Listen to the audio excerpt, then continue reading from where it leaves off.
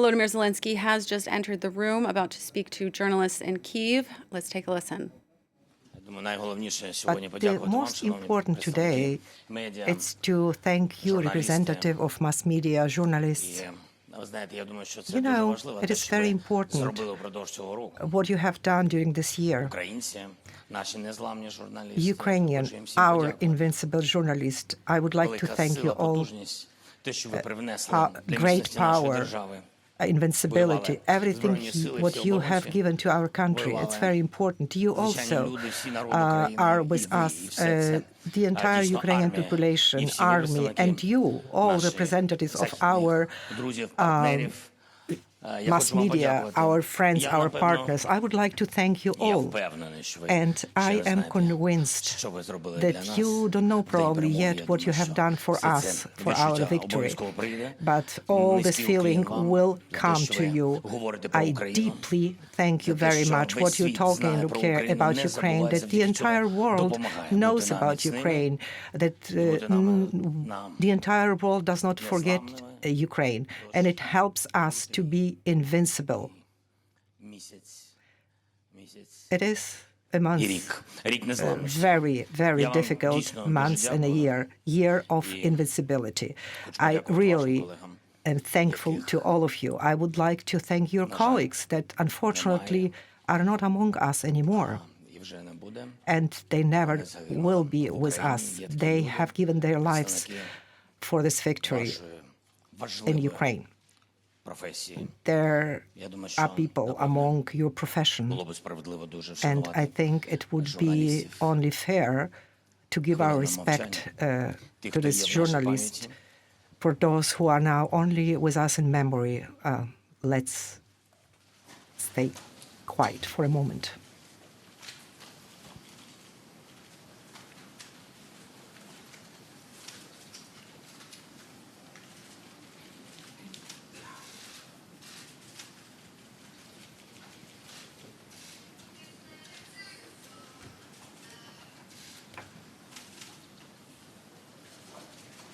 It is very important for all of us, and it's important for them as well. I think without any other words, we can start. I am ready to communicate with you.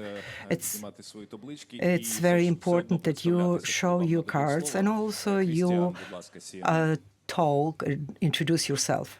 CNN, Christian, please. Okay. Mr. President, thank you for taking this question. Can we get him down? Mr. President, I'm interested in the timeline. Today, on the anniversary, you spoke to your own forces and you called for victory within this year. You have heard the Western friends, your partners, talk about as long as it takes. You know that the Russian leader believes that time is on his side. Why do you think that it's possible by the end of the year, and how do you assess the meaning of as long as it takes from your Ukrainian perspective? Thank you very much for this question. You know, I really want very, very much, and I think each of us, our partners, and we within our country, we will be strong. We will be strong fist if our partners unite for our victory, because it will be a victory of values. If we will really do it correctly, it's not going to be only blah, blah, blah, not empty words. I think that we can be, and we are, strong partners. So when we all will do our homework, important homework, oh, sorry, our gentleman there has very broad shoulders, so I cannot see you. So I think when we do all tasks in front of us, what is expecting a victory, I am convinced of that. I'm not only think about it, because we have everything. We have motivation. We are convinced. Our diplomats, you united against all this invasion. And I think there is no one country in the world that can be alone and stand alone against this enemy.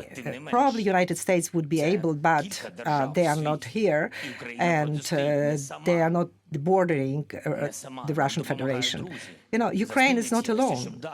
Ukraine has friends, partners who are with us, because we should not allow this aggression to spread, go further down the road. Because understand what Putin wants. Putin wants not Crimea, wants everything. We know all what the military and political leadership of Russia wants. We need to focus. We need to work all together, and that's it. Then we will have our victory, because the truth is with us. And children that we love, and it's terrible when we are losing them at the front line. And you know, they throwing their bombs and they don't count the deaths. Thank you. ICTV, Oksana, please. Good evening, Mr. President. First of all, I would like to thank you for your example of invincibility. We all believe in the victory, but right now we hear a lot of foreign experts that say that this already became a war of attrition. So we need to have new resources to have a win on the battlefield. So we need to negotiate. So how it looks for you, how the war will be won? You know, I'm not thinking in theory how this could happen. We do concrete steps. Ukraine initiated the peace formula. We wanted so badly. We did it on G20, even though we wanted to have already G19, not 20. But we initiated our peace formula, and we have shown the results, what Russia has done, and how it influenced our security on the crises that practically are due to the aggression of the Russian Federation. You know, the attack on the nuclear station in Zaporizhia, and also all the chain of the food security. You know all these details. You know all this. That's why, what else can I add? We have offered the steps. And today we have seen an interest in the realization of this formula and the support. So I would like to thank that yesterday, during the evening, 140 countries of the United Nations support our initiatives. So I think I would like to see as much as possible countries for the first establishing summit. I would like to see results during this summit, and I would like to do everything possible that this summit will happen. A lot of countries in the world will be present there, and I work together with our team and partners. So we would see there not only our strategic partners, countries that support us from the very first days, even moments of this unprovoked war. We work on the issue that we see there the representatives of the countries from different continents. I do all necessary steps that we see there also representatives of the huge African continent, that they present at this summit. Telling you the truth, I would like to see there India, China. Yes, that's true. Our task is to attract there as much as possible. We would like to see that the people agree with the UN Charter, agree with the right of people to live. They are there. And we will see our support. So I think our peace formula is very democratic. Everything what we do in Ukraine, it's very democratic. It's very simple, because we don't see the harm to be done to the country that support us. For example, even if you want to agree only with one point in that formula, yes, please, nuclear safety, of course, ecological safety, of course, we will be only happy. There are a lot of things we offered all those details. And also there is the final point, the fixing the peace, and it's very important. We need the guarantees of safety and security. We need a package of security when Ukrainians have these assurances. We'll see that this war has a huge influence for the entire world. So we all understand what is at stake when we have the execution of these points, and also when we respect the country, when we are going to take the steps, we are targeting to the diplomatic fixation of this world. But for this to happen, we need to fulfill all these points. Thank you. Mexican television. Wait for your mic, please. Wait for your mic. Can you take microphone, please? Sorry, Mr. President, you were mentioning the resolution in the United Nations, the more than 140 countries that voted, demanding that Russia forces leave Ukraine immediately and without conditions. What do you say to the countries, the minority, that didn't support that resolution, that voted with Russia against it, or that decided to ignore it?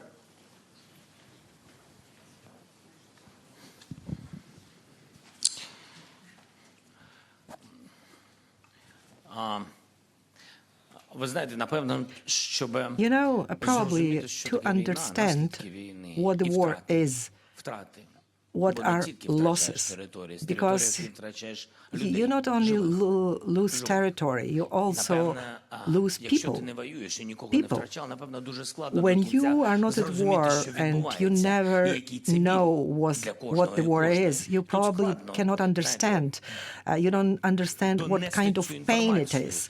It's very difficult to provide you this information. That's the reason that we work with you every day, each moment, not only to understand the war after the war, because it's a painful and it's a very weak position. You see, to be there somewhere at the distance and say, oh, we are not sure this is a good way. And what way? Do we need really the war? Do we need losses? Do we need tortures? Do we need war and rapes? Do we need to see that in each and every household in the world so we would appreciate and don't want war? You know, the leadership of the Russian Federation really sick. Do we need that?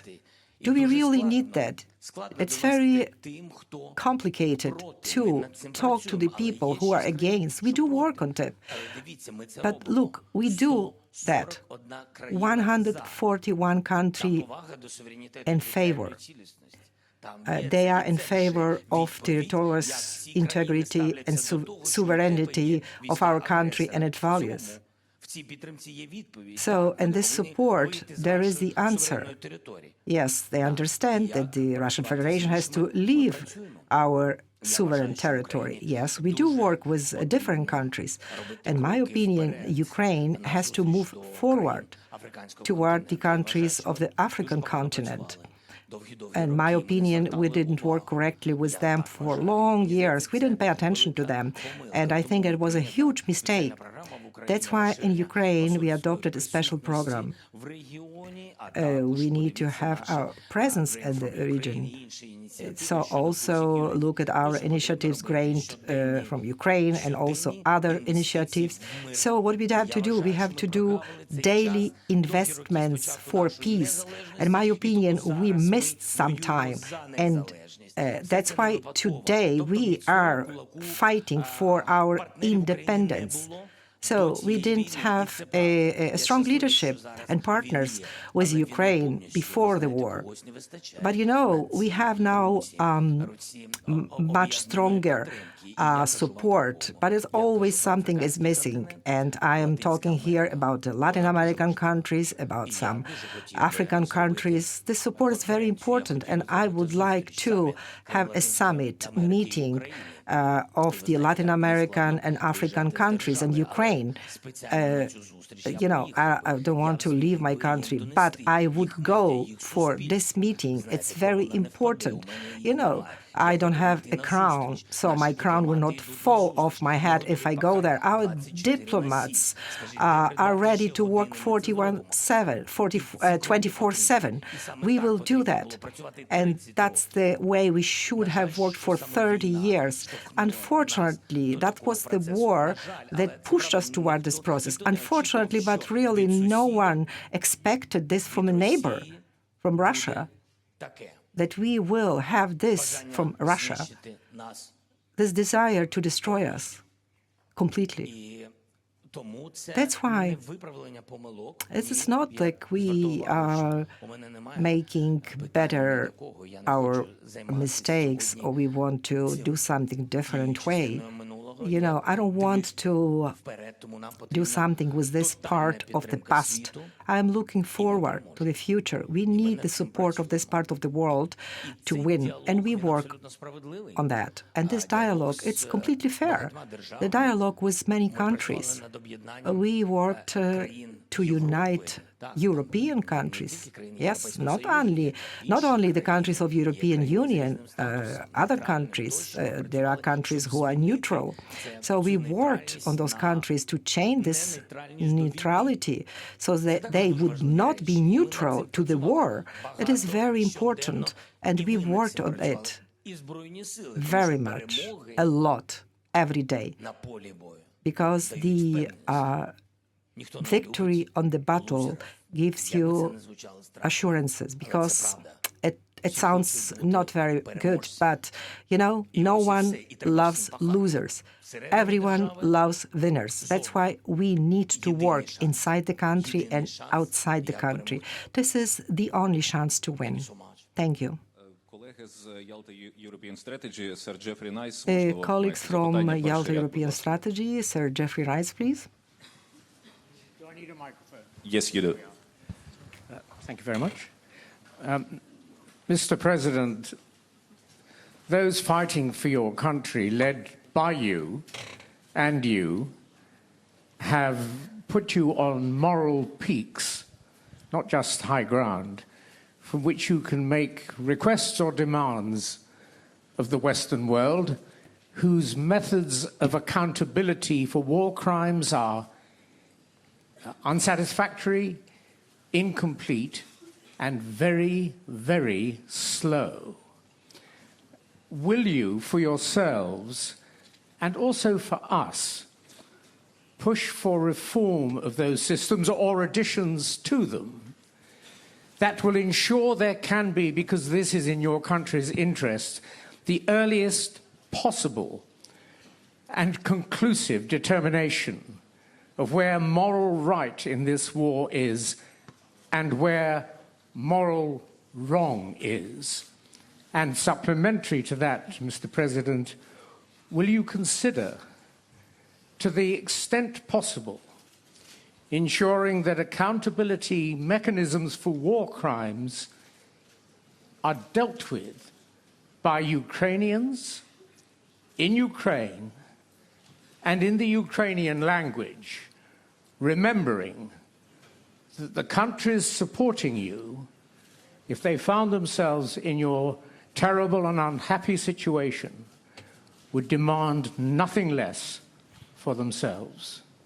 Thank you. Thank you for your question.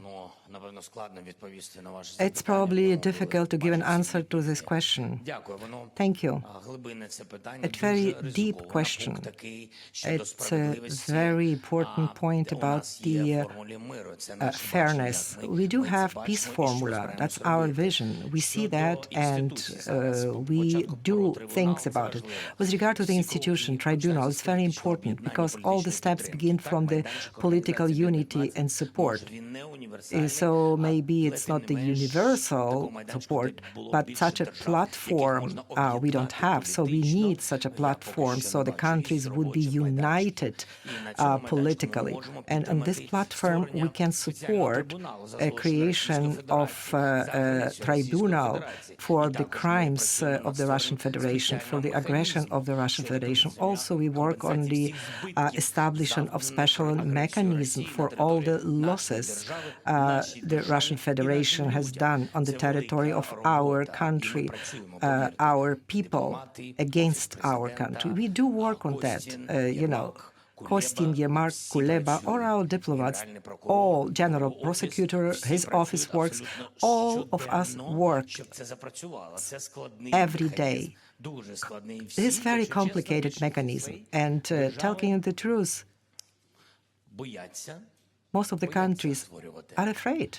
Yes, they are afraid to establish tribunals, are afraid to think about it. And you understand why, because that's a huge responsibility. But if you have it in your country, you need to have a political will to unite.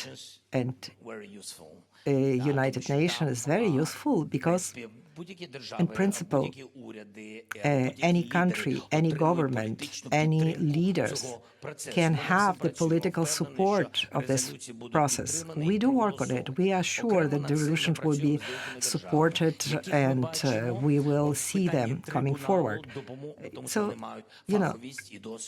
we need experts and the countries who can be leaders in creation of these tribunals. We work with the Prime Minister of the Netherlands, of other countries.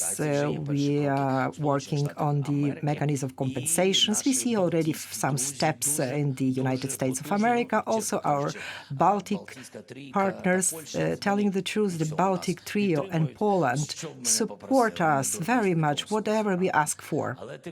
But besides that, we work on that issue. Why it's so complicated? Because, the second part, I respond the first part of your question, because the institutions have been created a long time ago. These institutions did not have to go through this proves that they don't have this experience. All this entire bureaucratic system does not give a clear answers.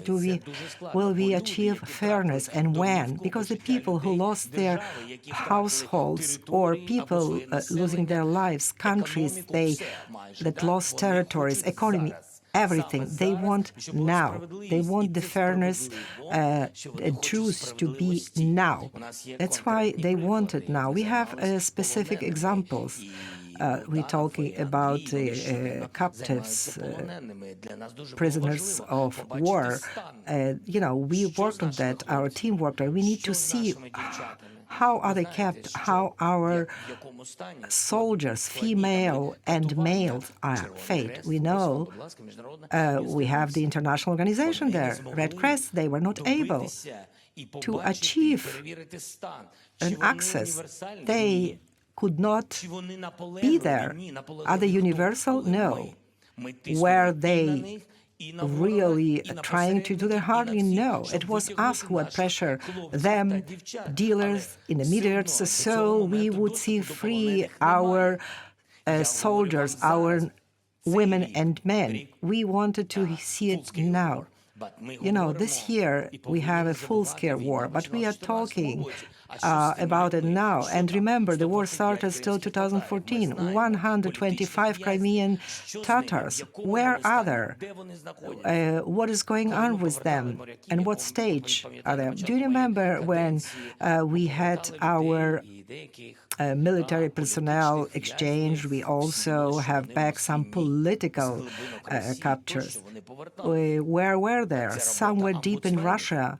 But we were able to return them. But, it was a work of ombudsman, not only Ukraine, international institution as well. It's very important. Also, OECD, yes, very important.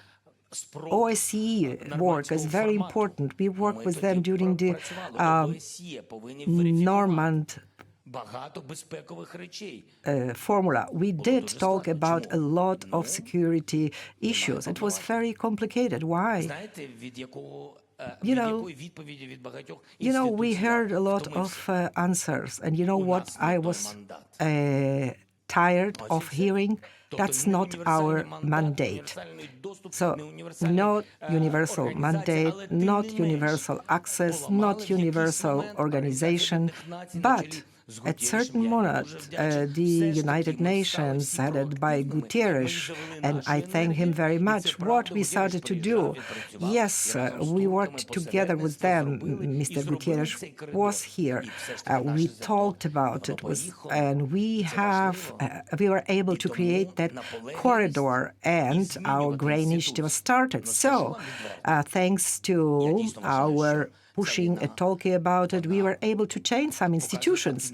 But this war shows the weak places in Ukraine and our institutions in the European Union, Europe, and the continent as such, and also international institutions. How to change them. A different security infrastructure is needed with the win and victory in this war. Thank you. Good morning. Good afternoon. Probably, you know, we have here a lot of questions. The China offered now a different formula, and we also heard what they said in the United Nations. We also have heard that China probably can also offer Russia the weapon. What can we do? How can we change the opinion of China? I don't think it was the peaceful plan of China, not resolution, not the declaration, not infrastructure for something. My opinion, China just showed their thoughts with this regard. And I have already mentioned that once, in my opinion, that China started to talk about Ukraine. I think it's not bad at all. The issue is what is following these words, what's after. Because, you know, we are at war. We should understand that everyone says something, but the important are the steps. Toward what are the steps leading? What kind of results does it mean for us? Because they are talking about us. China is talking about, what can I say? Territorial integrity. Yes, it is, okay. I think there is the respect of territorial integrity. They don't say toward what country, but if we talk about territorial integrity of our country, yes, about the nuclear safety, yes, it is in line with the interest of the world and our country. So there are some points it's understandable for me. There are certain thoughts that I probably would not agree. The entire world does not agree, but at least it is something. And in my opinion, it is correct to think if there are already thoughts that these or other ways are in line to respect the international law, territorial integrity in some security issues, I think, you know, in the good sense of word, we have to use it and also work at that issues with China. Why not? Our task is to unite everyone, to isolate someone. That's our task. From Azerbaijan, next question, please.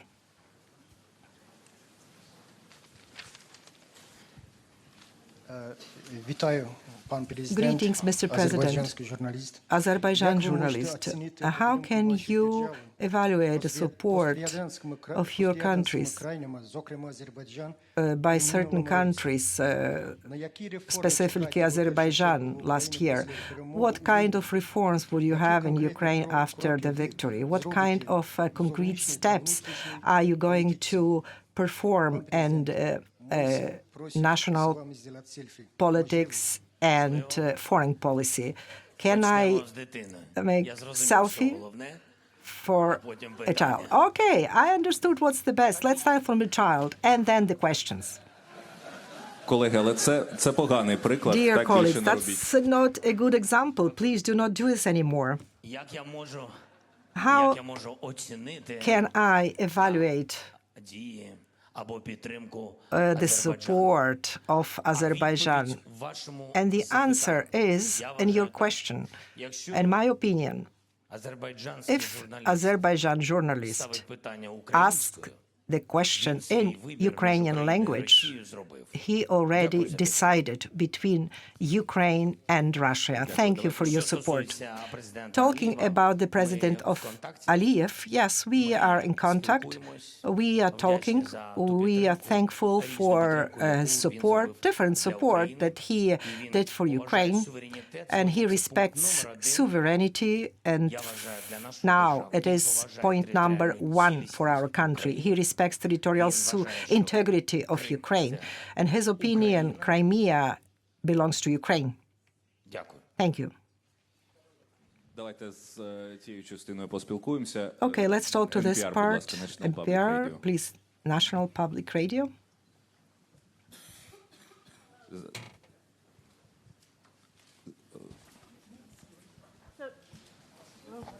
Oh, thank you. Can you hear me? Yeah, now yes. Okay, hi. Hi. So General Milley says that you can't achieve your goal of kicking all the Russians out of Ukraine. I wanted to see if you think he's right and what that tells you about continued U.S. support and why.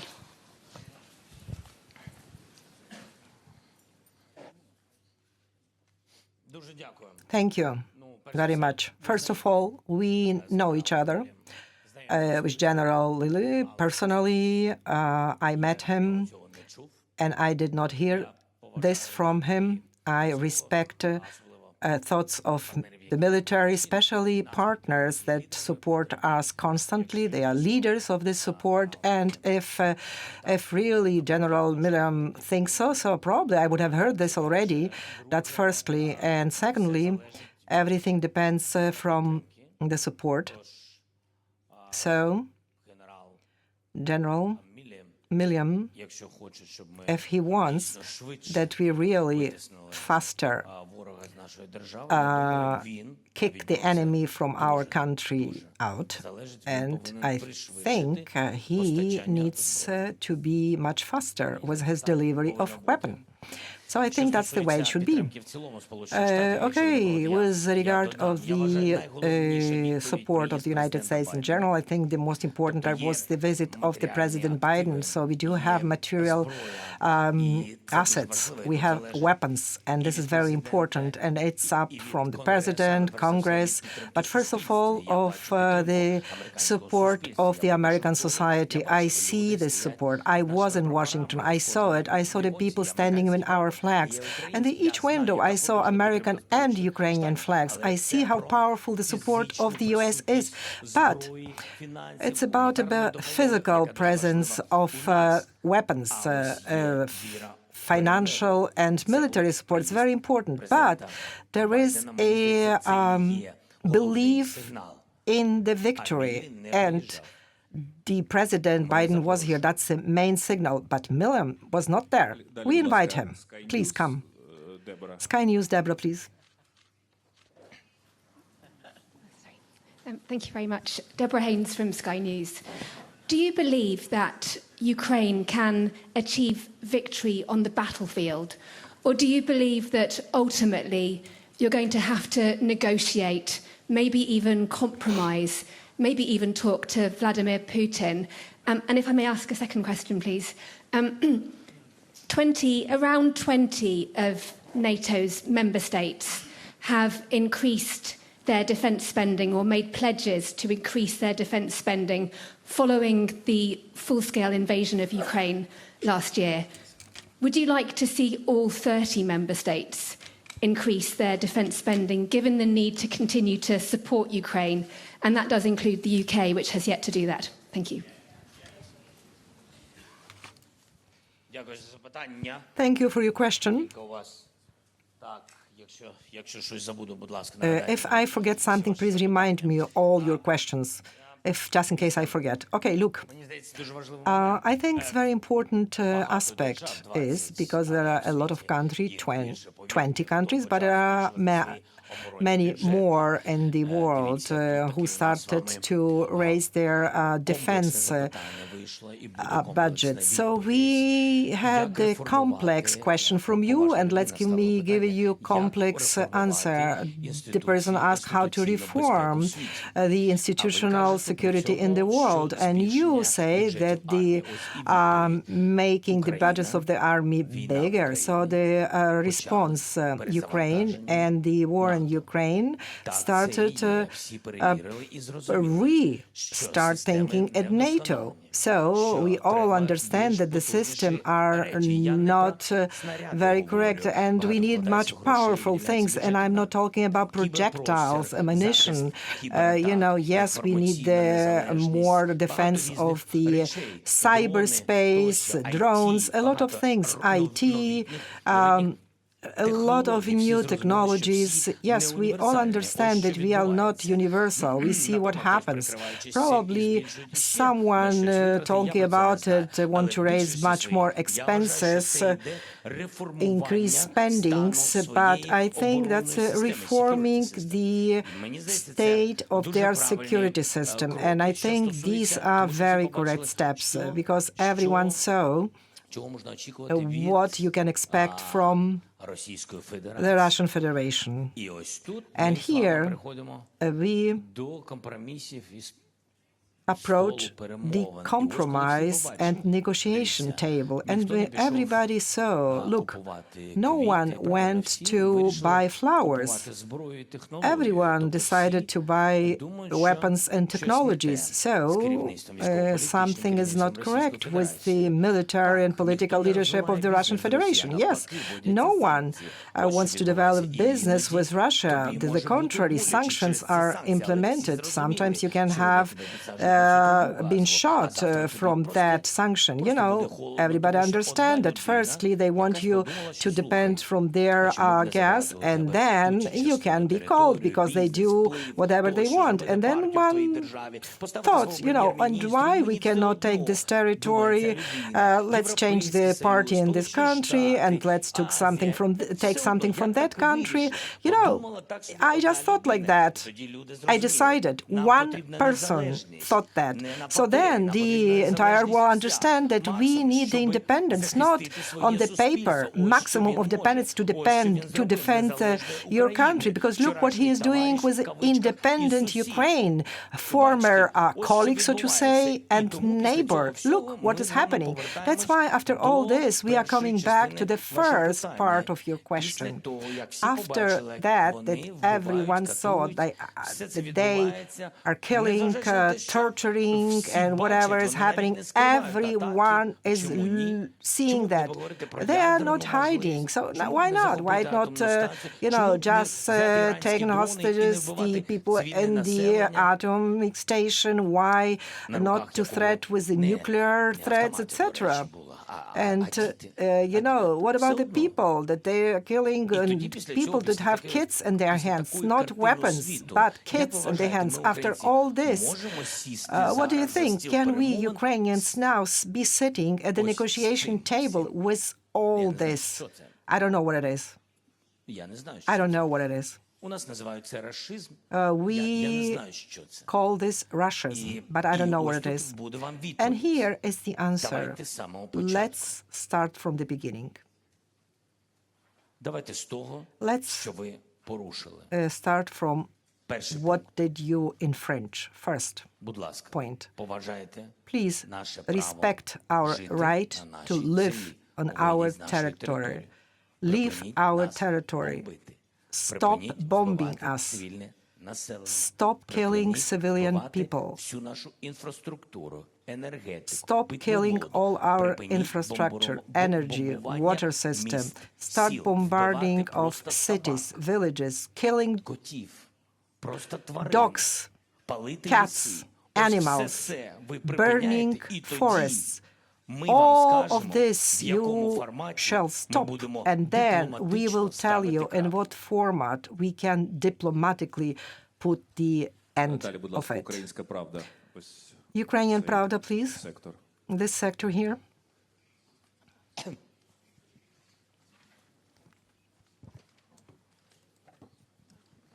Добрий день, Володимир Олександрович. Доброго дня. Роман Кравець, Українська Правда. Roman Kravets, Ukrainian Pravda. I would like to go back to the main topic of our press conference, the first anniversary of war.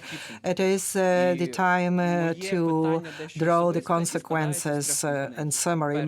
My question is kind of private and has a couple of components. Can you please tell me what was the worst night and day during this full-fledged war? Secondly, we all are people, I mean, we all make mistakes. In your opinion and your evaluation, what was your biggest mistake during this full-fledged war? And the third question, who during this full-fledged war among the people from your team disappointed you? Thank you. Thank you. Let's start. Who disappointed me? Let's start from this part because I forgot the beginning of your question. You know, I have very hard schedule today. Who disappointed me? All those who left on February 24th, all those who left Kyiv, who left other cities and villages, who had to be leaders in those cities and towns or be fighting for the country. All these people disappointed me. My major mistake, I don't know. I think there were many. I don't know.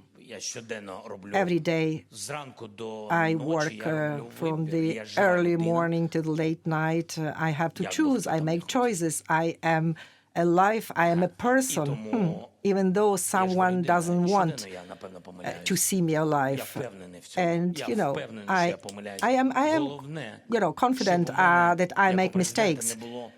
The main things important that I, as a president, do not make some grave mistakes that I have to guarantee constitution and I have to defend my country. So if I commit some great mistake, we can lose it, my country. Thanks God I did not do that mistake. What was the scariest day or night of my last year? We had probably, I think it was Bucha, what I saw there. That moment when we liberated it, was very scary. That something like that, what we saw, we have seen that the evil is not somewhere else. It's here on this earth. Yeah, probably this. Japanese company, please, and the colleagues, please don't put a lot of questions. Just one question for everyone. Thank you, colleagues. Thank you very much, Mr. President. My name is Adil Suleim. I'm from NHK Japanese TV.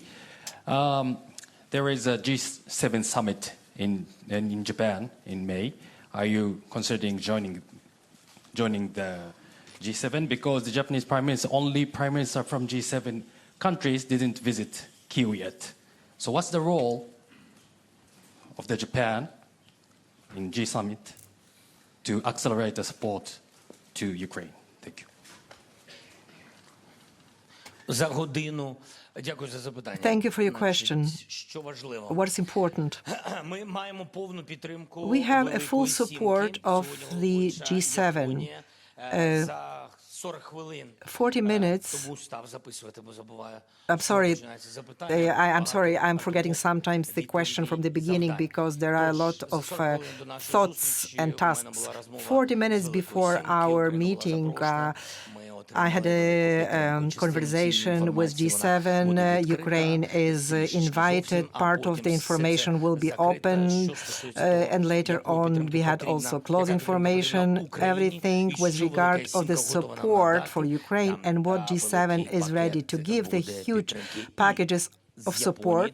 And also from Japan, itself, because now I am concentrating on your answer, your country. I am thankful to your Prime Minister. He is very straight. I understand him clearly. During this war, I understood how valuable people like him are. And you understand his support. I understand also the amount of financial support that your Prime Minister will be agreeing upon with your parliament. I think that's the way it is working in Japan. I don't remember concrete details, but I am sure there will be support. I feel the support, and this message I received also from the G7. I was invited by the Prime Minister of Japan. It was already before, through the diplomatic channels, we received the signals. The Prime Minister of Japan was also invited several times by me, and he supported the idea of visiting us. I don't know when it's going to happen. He is the guest that we expect here. Japan, believe me, gave a huge support to Ukraine. And even, what role Italy played in the European Union at a certain point, and what role Japan played in G7. I think sometimes after this war ended, we can talk in more details about this role. It's an important role. It's very strong and positive, and I am very thankful for it. Now, Tadeusz, please. Okay. Ulf Schmiese, German television.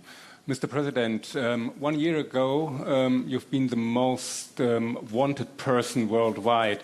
Now you are traveling sometimes abroad. You give press conferences without an embargo. Well, yeah. What makes you feel safer now? Are you less a target for Putin?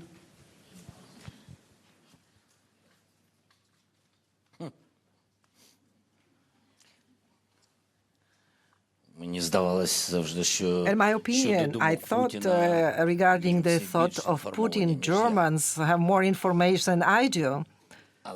But despite this fact, such question, sorry.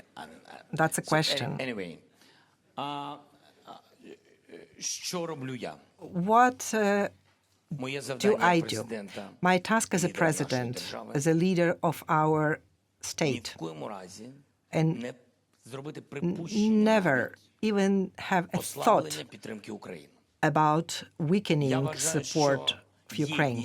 I think the unity of the world, it's the main task for me. Do I do it great? Not great. I'm not doing this alone, but we had at the beginning hard times. We have showed what happens. We had harsh dialogues with all, officially and not officially, but this was such a moment. And then, there is the early morning in the ocean, the dawn in the ocean. Everyone thought that we just don't want this weapon to just stockpile it somewhere. We use it to fight for our lives. So that was a certain period, and later on it was complicated, we were tired, and it's fair. It's fair for all people. Everyone has their own issues, values, prices, inflation waves, energy that Russia did, a crisis through the food security, sea blocking, a lot of crisis. And the people, simple people, they also have their own pockets. They need to think about, yes, in their heart they support Ukraine, but here is the heart, here. But there is the pocket, there is the need for money, there are families, and it's very important to tell everyone that's not our war. We fight for all of you. And also that's not that this war provoked the crisis. Russia is provoking crisis especially to weaken Ukraine, to destroy Ukraine, and think that Ukraine is at fault. And again, I was doing this not alone. I want to stress it. With all my team, with of my office, with the Ministry of Foreign Affairs, with the Cabinet of Ministers, with everyone, with the Parliament, everyone who wanted to do that. And these moments are very important. And then there is also a moment then you have to be thankful to the world that you were not left alone, abandoned. Even those who wanted to do that did not abandon you. And this is very important, to be thankful. So now they have inside of their countries challenges with the society, and I would like to support them as well, to go there, to support them. And this is fair because they have done a lot. I don't know how many people are in each of this country from Ukraine. And Germany had done a lot, financially as well, every in each country of the European Union, weapons, tanks, financial, yes, not everyone likes it, but it is a fact. And I wanted to go there and to talk frankly, opening a new page for us, for our opportunities and possibilities. Air defense, planes, military equipment, weapons. This is my task. This I have to talk with them tête-à-tête. Thank you. BFM, please.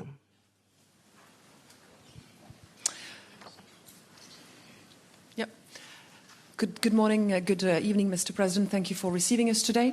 Emmanuel Macron, I'm a journalist from the French news channel BFM TV. President Emmanuel Macron said a few days ago that he wanted the defeat of Moscow, but without crushing Russia. Do you think it is compatible with a full victory of Ukraine? What do you think about this position? And if I may add a second question, you talked about the worst day of the war for you. What, on the contrary, what's been the victory you've been the most proud of, the most happy about since the beginning of the war? Thank you very much.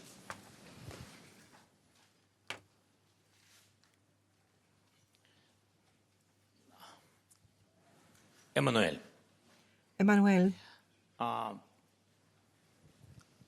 A lot of countries really started to talk what is going to happen after defeat. In my opinion, with regard to the information, it is kind of useful for Ukraine. What's going to happen after Moscow's defeat, I mean. It means that the belief of the leaders, and I mean societies, because leaders always are supported by the feeling what's going on in the society. So for us, it's a signal that the majority of the countries, at least in Europe, they believe that Ukraine will be victorious, which means defeat of Moscow. That's the consequences that they arrive at. And the main important, what you said, what's going to happen with Russia then? That's what you mean, yes? Telling you the truth, I don't care. Truthfully, I think they have their own country and they have to think about their own country. If they would have thought about it, we wouldn't have had the war. If they would have talked about their freedom of speech, democracy, economic reforms, their own people, that they will not be beggars, they were not slavery, etc., they would have been a rich country, because naturally it is a rich country. That's it. But all of this needs time. You need to think about it like we do it now. We work together, we think. When should we think about the occupation of some country? We do not think about it. We think about ourselves. We want to live. We thought how to live through the COVID, how to fight it. So all countries think what to do about their own countries. Some countries think what to do against someone else. That's why the question of the history, it's about their future. I do not think about it.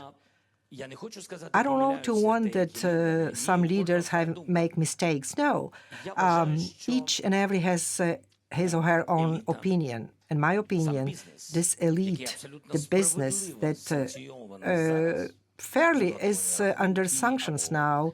Their, bank accounts are blocked, the yachts are confiscated, the oligarchs, Russian oligarchs abroad, everything is sanctioned or confiscated. Of course, all these rich people are not very happy about it. Their children have been studying abroad, and that's their right, of course. But now they don't have all this. They don't have all this comfort. What do they have?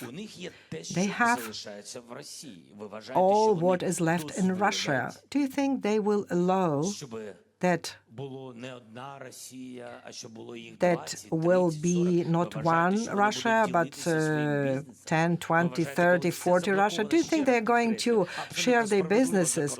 Again, it was fairly done abroad. Everything was blocked and confiscated. Don't they think what they're going to keep their capitals inside? We think a lot about someone else or something else. Our hats was full with so many information. They are going to get clear with them. If the Russian elite is isolated, confiscated, to pressure against, they will think what to do inside the country, that they will have a new policy and they would be willing to sit around the table. TV channel Freedom. Ksenia Barvinenko. The question will be in Ukrainian language. Volodymyr Alexandrovich, again, exactly a year ago, 1 year ago, when we all were shocked that the full-scale war started, everybody called our Western partner to give us planes to make no-fly zone over Ukraine. And also about Leopards, everyone was saying it's not possible, but Leopards already coming to Ukraine. About planes, we hear a lot of statements. 3 weeks ago, President Biden said he will not give F-16 to Ukraine. And also we are hearing statements from our politicians, our ministers, that there is a dialogue and the decision will be in favor of Ukraine. Can you please explain what's going on with F-16s? When are we going to have them? Maybe not F-16, maybe something newest like F-22. Victory Day. I'm finishing to answer to the French journalist.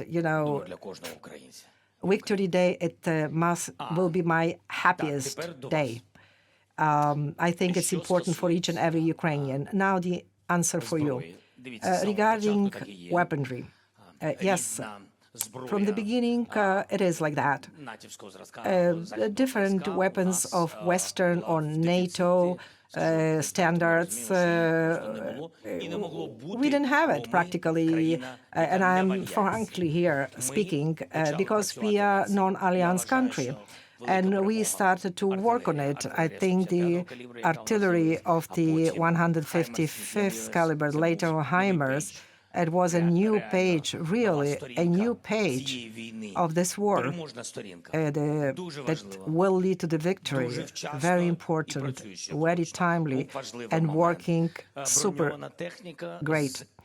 Armored vehicles, it's needed to protect our people, defend our people. It could be different armored vehicle, tanks, different levels and sizes. No one wanted even to talk about tanks. You're completely right. But then we found a moment, the key element, and we did something in fall, something very, very important, when we showed that we are able to fight for our territory. It was very important, the occupation of the Kharkiv part of the region, then Kherson, very important steps. Without that, we wouldn't have other successes with new weaponry. I think in Ukraine, never even thought that we will have patriots. But now we open this page. They believe in us. We are helped. Tank coalition, you know about it. A lot of countries support us. It's a lengthy process, unfortunately, and this is one of the weakest point because the deadlines. Unfortunately, people die. A lot of our defenders could die during that time. That's why if we can make the delivery faster, air defense system, it's not only air defense system. There are a lot of drones that they fight against the other drones. They just eliminating them. Also, on some technology working on the sea level, a lot of things that we need to use also to protect our skies, our infrastructure, and our civilians. That's why we started important steps toward forward. I had a meeting with the Prime Minister of Great Britain, and it gives the answer to the question if Ukraine has a chance to receive high-quality planes. We will be having trainings by Britain. Today, I had a meeting with the Prime Minister of Poland, Morawiecki. We are opening the possibility to train pilots for F-16. We have negotiations, talks, and real feeling there is something else happening. I don't want to mention what kind of other 3 European countries will give us the opportunity to give us this training and planes, fighters. You understand. You need some time for it. We need to see it faster. But it's complicated. It's very complex air defense. Thank you very much. Financial Times, please.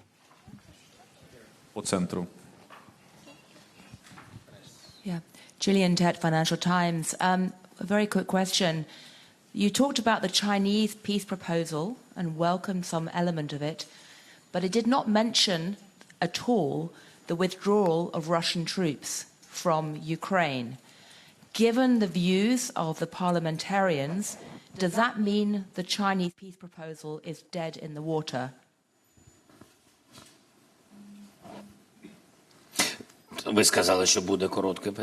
You said it was going to be a short question.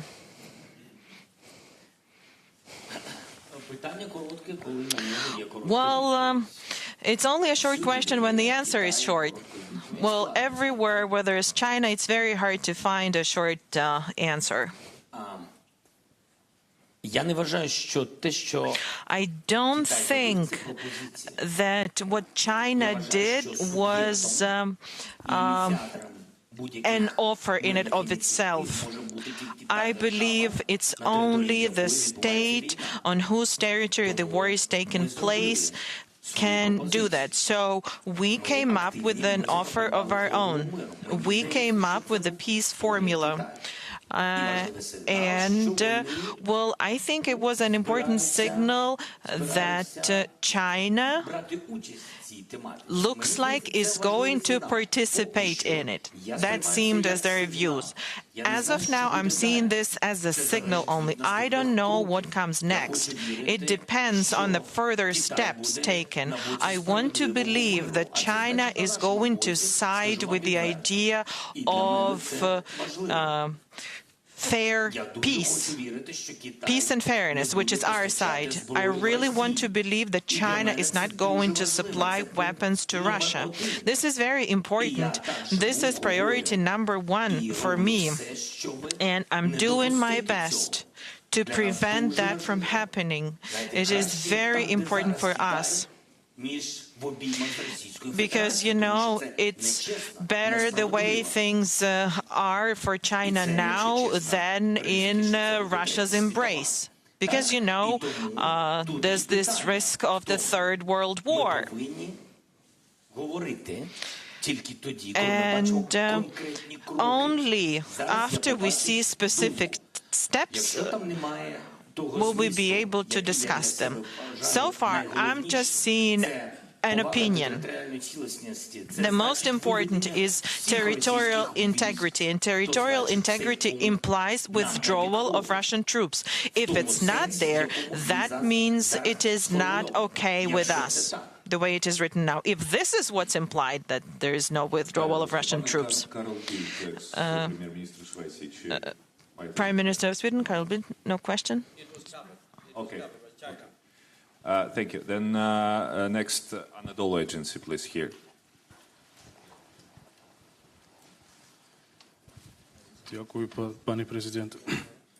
Thank you, Mr. President. Can I ask a question in Russian? If Turkish President Erdogan prepared for negotiations in Istanbul, and if Russian President were to wait for you there, would you accept that? Are you from the Turkish television, Turkish news agency in Turkey? I just had a conversation with President Erdogan before our press conference. We had a nice conversation. I expressed my condolences. You know that this is a tragedy for us as well. And the President reached out to me, and we sent Ukrainian specialists to help with this earthquakes situation.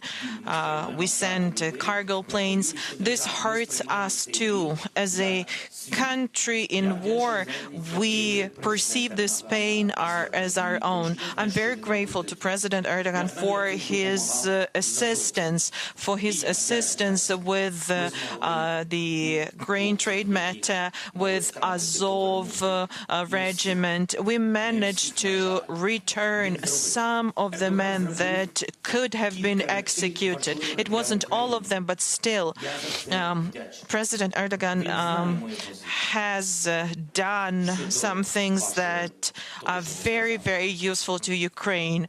And he knows what I think about what you asked about in your question. He knows about my views. I reached out to him and we discussed it even before the war. And I told him, as well as I told that to many other people, I said to him, make sure Putin agrees to sit at the negotiation table. We cannot have a full-scale war happen. And he couldn't do it. But now he thinks he can. But we no longer are able to go for that. It's a different person. Putin, there's nobody to talk to. Ukrainian Novina News Agency. Good evening, Mr. President. If I may, I'd like to ask a question about internal matters, internal processes. As we remember, in 2021, the National Defense and Security Council imposed sanctions against 100 Ukrainians, the so-called blacklist, the U.S. blacklist. Those were the people that were sanctioned there. And there were a lot of well-known businessmen, high-ranking officials in that list.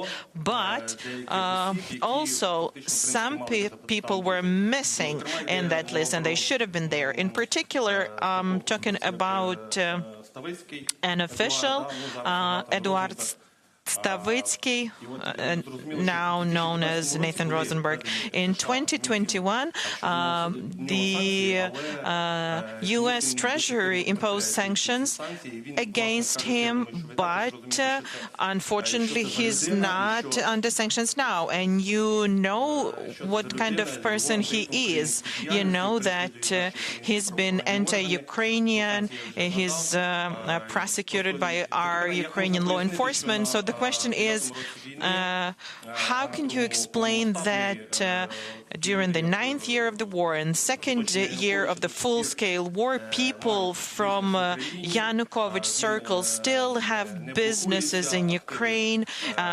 It is not sanctioned. And one more. Well, just a minute. Let's answer. Let's address this one.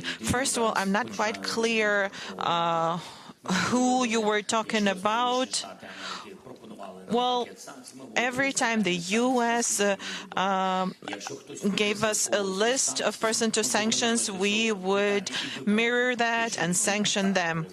And if the person you're talking about is culpable, then we will correct ourselves. But you have to be clear that we're talking about hundreds of people that were sanctioned. I cannot have information and know about each and every one of them. Well, you could just give me the materials. Bogdanov, who is Bogdanov? Reznikov-Budanov's case. We remember what happened and what didn't happen. You understand what I'm talking about, right? I just wanted to hear from you what happened exactly. That is President Volodymyr Zelensky taking questions from reporters on the one-year anniversary of his nation being invaded by Russia. Zelensky began by thanking journalists, saying their work has been important during the war, and he recognized those who have given their lives to covering the conflict.